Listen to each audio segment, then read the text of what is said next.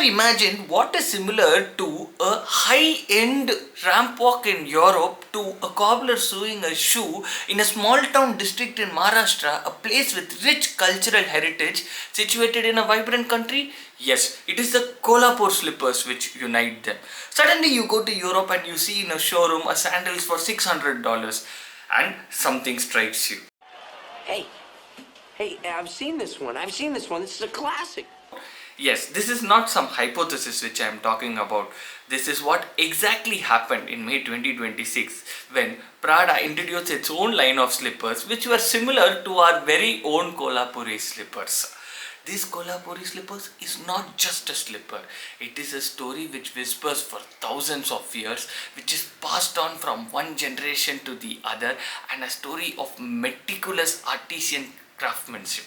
Today we are going to unravel this fascinating saga of Kolhapur slippers. Let's speak about its ancient origins, the dying tradition of its creation, how it became a global fashion icon, and the uncomfortable truth of its merger into these Western foreign brands. This isn't just about a sandal, it is about tradition, exploitation, and the struggle to maintain its own cultural identity in this ever-changing world. Hi guys, welcome to my YouTube channel, Everything with Dr. James. Today we are going to be discussing about the Kolhapuri slippers and the controversies associated with it.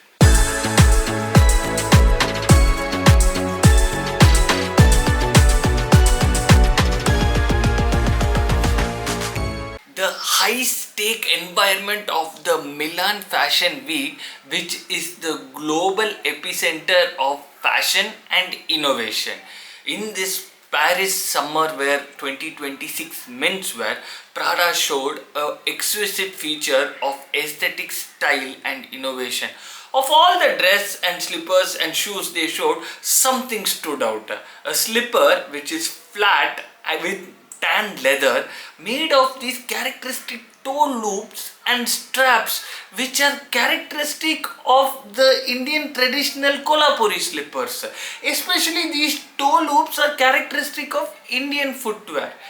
This was further fueled by the fact that they gave these leather loops as token for people who had come there. Now initially the reaction for this was a moment of pride, saying that this Indian traditional craftsmanship has gone to the global stage. But immediately it changed when they came to know that there was no due credit given to the cultural origin and the cultural significance associated with it and the craftsmen who do it. The central question that arose from this global dialogue was this a case of cultural appreciation or is it a case of cultural appropriation? Now, this episode which has happened with Prada has inherently been there in the global fashion world for quite some time now. Does the need of visibility for these traditional brands far outweigh the imperativeness for recognition of the cultural heritage, the craftsmanship and the associated benefit? This is the question which needs to be answered. When a culturally significant design gains this visibility from a brand like Prada, everybody thinks that this is a sense of pride for themselves. Culture is being shown on the global stage.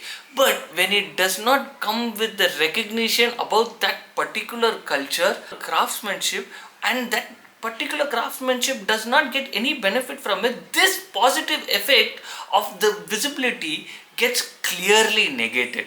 The situation immediately brings into the forefront the gross imbalance which is present in today's world between these large fashion brands and the dying traditional craftsmanships, where visibility without recognition can be seen as exploitative rather than celebrity. The Kolhapur slippers are simple, rugged and elegant. They have a T-shaped strap with no backrest with a characteristic curve in the front. The toe loop adds to the elegance of these slippers. The leather is derived from tanned buffalo hide. The thing about these Kolhapur slippers is they do not use synthetic glue or nails to bind them together. They use only natural glue or thread which is stitched around the slippers to bind them, which adds to the durability of these slippers. The history of these Kolhapur slippers echoes around centuries, with some say it spans a millennia. The earliest record of these similar slippers are present around the 12th century. Under the king Sahu Maharaj, these slippers gained footing. In the 13th and 14th century, under the Silahara dynasty and the Yadava dynasty, the craftsmen of these Kolhapur slippers received a lot of financial aid, which made them hone their skills and make these slippers famous. By the 17th and 18th century, under the Kolhapur royal family, they became very famous because a lot of remuneration was given by this Kolhapur royal family to the craftsmen, and the name Kolhapur Chappals became a household name. By the 19th century, the Americans and European traders who used to come here became awed of these Kolhapur Chappals' durability in the hot Deccan plains of Maharashtra, that they started taking these back to their home country. Why I am saying this is, before these global brands can make our Kolhapur chappals famous, already by the 18th and 19th century, these chappals had become a global phenomenon where the European and American traders were taking it to their countries. Single pair of authentic Kolhapur chappals takes around a days to weeks to produce. They are an art which is transferred from generation to generation, from father to son. There is no factory in this. Entire work is done manually, and they are present as specific communities like the Charmakar community try hard to preserve the cultural heritage of these Kolhapuri chappals. This Prada issue represents a microsome of a much greater issue which is present in the global fashion world. Now, these global fashion brands can take inspiration from these traditional outlets, but this thin line between inspiration and appropriation gets blurred if due credit and mutual benefit is not there for the cultural heritage and the craftsmen who do these traditional things. Today, our Kolhapur artisans face a lot of issues. The first thing is they have to compete with the machine-made Kolhapuri chappals. The second thing is their younger generation, seeing the declining money which is coming from this industry, they don't want to get into this sector. They want to go into other luring sectors where they can earn more money. The third thing is, because of this declining demand, these artisans are not able to demand the money which they were able to demand previously.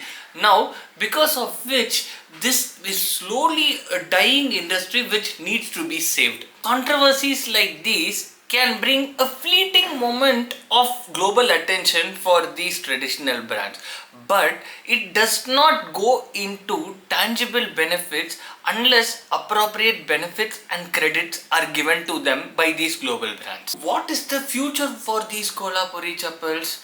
It is a fight for survival, resilience and adaptation. To protect them, the government of India gave them a tag which is known as the Geographic Indication Tag in 2019. This tag protects the name such that they cannot be used by others who are making similar designs. But the main disadvantage of these tags is it can protect only the name.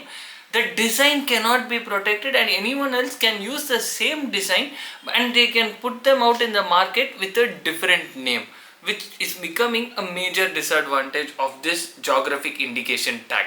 Right now, 8 districts of Maharashtra and Karnataka have been marked with this geographic indication tag that they can produce authentic Kolhapuri chappals.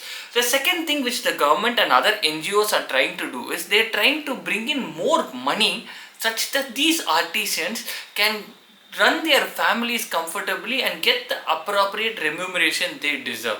The third thing which everybody is trying to do is the role of e-commerce. So the main role of these e-commerce people is to connect these artisans who are in Kolhapur or in remote districts of Maharashtra and Karnataka to the global customers.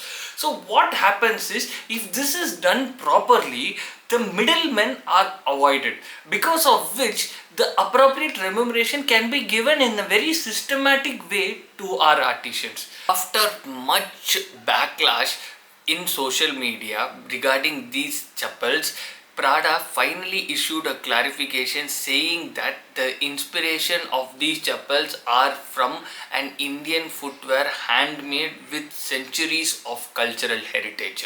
So what can companies do to avoid this in the future? The first thing is, let them genuinely collaborate with the artisans in the cultures from whom they are drawing their inspiration from. Give appropriate credit before they put a particular product into the market. The appropriate credit should be given to the culture and the artisan from whom they drew their inspiration from. The last thing they should do is give appropriate benefit for the artisans in that particular culture, because this will encourage them to further give them better ideas and develop their brand only. I am sure the next time you see a slipper or a handbag, the first thing which will come to your mind was, what is the inspiration behind this design? Which culture has this bag been inspired from, and who is the artisan behind it? Do like, share and subscribe me for more interesting videos like this.